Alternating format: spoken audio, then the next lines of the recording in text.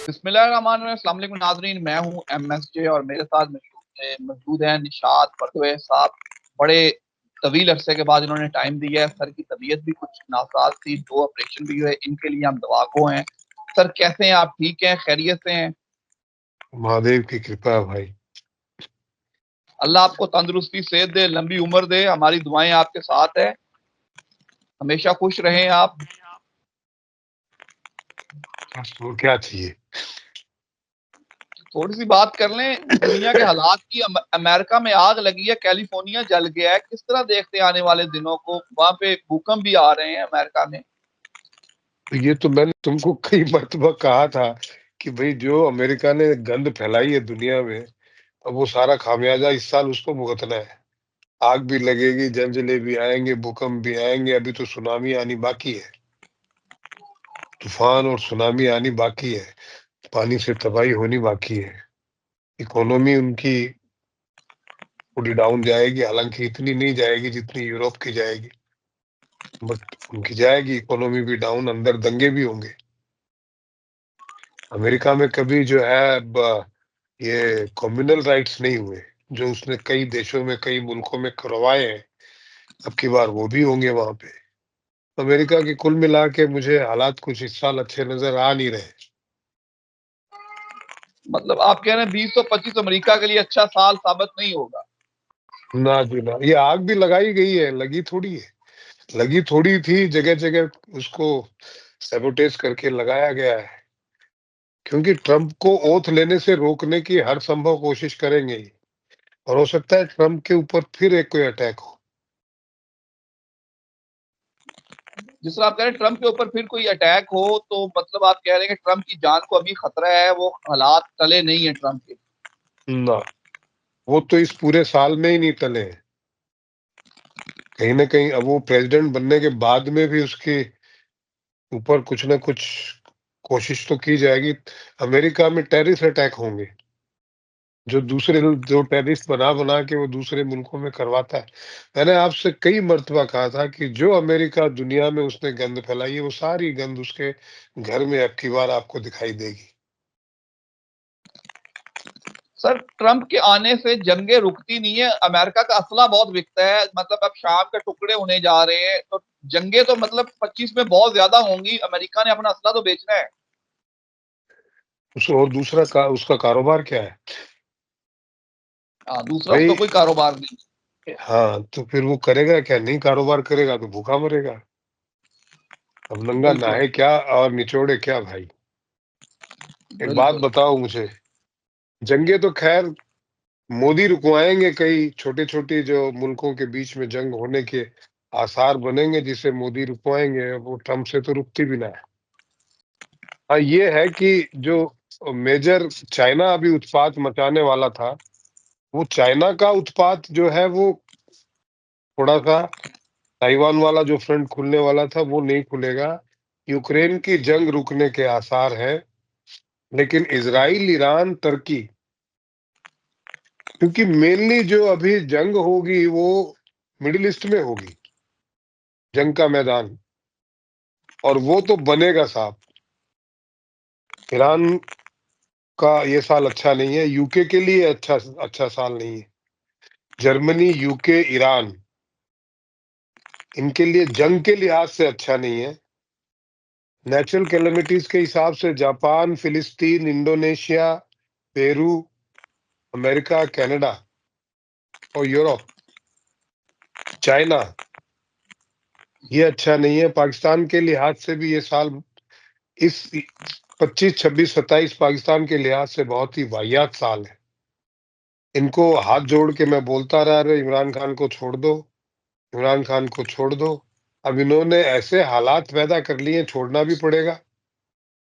और मुल्क जो है, मैं ना कि नहीं कहना चाहता आपके चैनल पे, बट मुल्क के लिए हालात अच्छे नहीं है। बिल्कुल, जिस तरह हम इमरान खान की बात कर रहे हैं कि उन्हें छोड़ना पड़ेगा, एक तरफ मुज़ाकरात भी हो रहे हैं, दूसरी तरफ उनका केस की सजा भी हो गई है, तो मतलब आगे वाले हालात इमरान खान की फेवर में देख रहे हैं आप? तो इनको मैक्सिमम जून जून तक, क्योंकि मंगल के पोजीशन ठीक नहीं है। जून के बाद में मंगल जो है अगली राशि में चला जाएगा, तो इनको तोड़-फोड़ के बाद छोड़ना पड़ेगा उसको। पाकिस्तान में मार्च के बाद हालात और बिगड़ेंगे और जून से तो बहुत ही ज़्यादा शदीद हालात होने वाले हैं। तो इनको झक मरा आपसे के जून पूछूं, के बाद तो छोड़ना ही पड़ेगा भाई। मार्च मार्च मार्च के बाद बड़े लोग बात कर रहे हैं, क्या पाकिस्तान की हुकूमत बदलने जा रही है या कोई बड़ा खिलाड़ी बदलेगा, या इस साल इलेक्शन के असरात नजर आते हैं आपको? भाई यार, पाकिस्तान में कोई हुकूमत है क्या जो बदलने जा रही? मैंने पहले ही बोला था, ये जो इन्होंने चोरी करके हुकूमत हासिल की है, ये 1 डेढ़ साल से ज्यादा टिकने वाले नहीं है। मार्च के बाद में लगभग 1 साल 1.25 साल हो जाएगा इनका। तो ये टिकने बिल्कुल। वाले नहीं है, इनको छोड़ना पड़ेगा। और इंतखाबात तो होंगे नहीं, लेकिन मार्शल लॉ आने की संभावनाएं ज्यादा बनती है। और पाकिस्तान में बड़े बलवे होने वाले हैं। और अब की बार पानी फिर जैसे बाढ़ आई थी 2-3 साल पहले, फिर वैसे पानी नुकसान करने वाला है। तो कुल मिला के, और अफगानिस्तान आपका पीछा छोड़ने वाला है नहीं 2028-29 तक। मतलब तो आप कह रहे हैं पाकिस्तान और अफगानिस्तान अफगानिस्तान का महाज भी गर्म होगा? ये ठंडा ही नहीं होने वाला, गर्म तो ऑलरेडी है। और ये मैंने तब भी कहा था जब ये गर्म नहीं था, तो मैंने कहा ये फ्रंट खुलने वाला है आपका। सर, अगर थोड़ी सी बात करें, जैसे हिंदुस्तान पाकिस्तान के मामलात होते थे, आजकल चाइना और हिंदुस्तान के मामलात है लद्दाख वाले इशू पे, तो किस तरह देखते हैं कि चाइना हिंदुस्तान का आपस में कोई महाज खुलेगा? नहीं, अभी तो दोनों पीछे हटे हैं, लेकिन ये दिखावा है, चाइना पीछे हटता नहीं है, वो खाली दिखाता है। और जब अगर नश्तरियो अकरब के हवाले से मैं बात करूं, तो सितंबर अक्टूबर के बाद में ये फिर फ्रंट खोलेगा, लेकिन डायरेक्टली नहीं खोलेगा ये जो अब की बार जिस तरीके से कोरोना का अटैक हुआ था, उस तरीके से कुछ अटैक करने की कोशिश करेगा नॉर्थ ईस्ट में। और जो मिलिट्री के फ्रंट पे पाकिस्तान को आगे करेगा। पाकिस्तान जो है उसको बकरा बना के आगे करेगा, और पाकिस्तान का नुकसान होगा।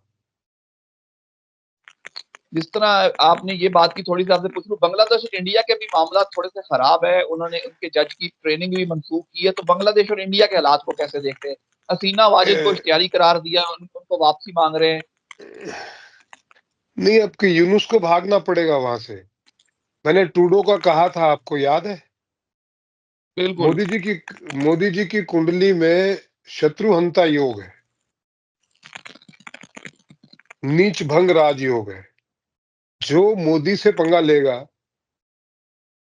ये बाइडेन सलट गया। अब कहाँ आप यूनुस की बात कर रहे हैं?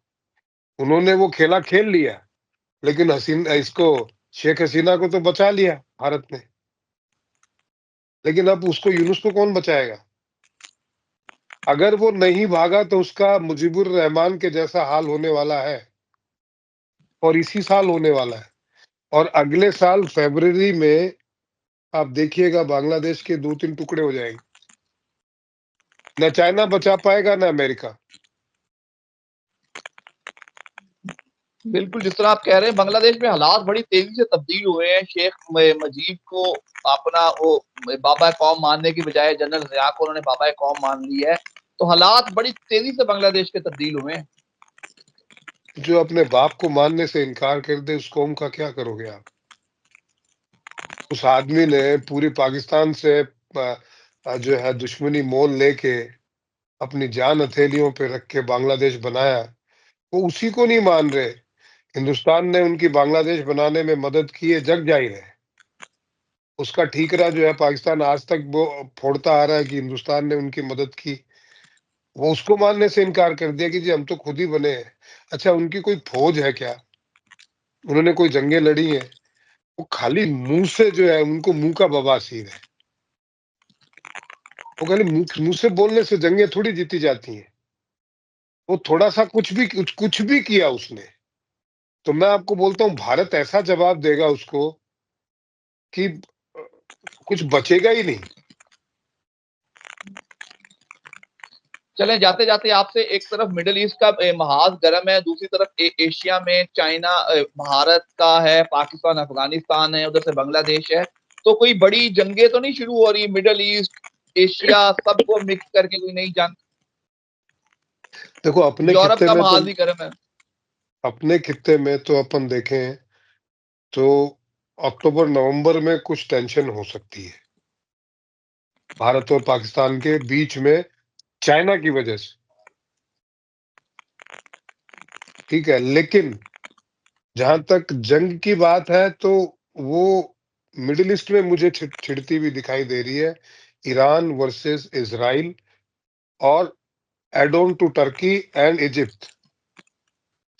मैंने कहा था 5 मुल्कों को खा जाएगा इजराइल। बिल्कुल। उसमें मैंने लेबनान कहा था, फिलिस्तीन कहा था, सीरिया कहा था, इजिप्ट कहा था, और एक ईरान कहा था। अब इजिप्ट बीच में कहीं था नहीं, उसकी इजराइल के साथ ट्रीटी थी, अब उछलने लग गया।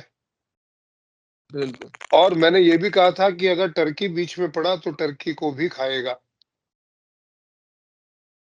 टर्की बड़ा, अर्दोगान जो है वो ये सोच रहा है कि मैं खलीफा हूं, मेरे पास ड्रोन है, मैं वो जो है तबाही मचा सकता हूं, वो उसकी खुशफहमी है।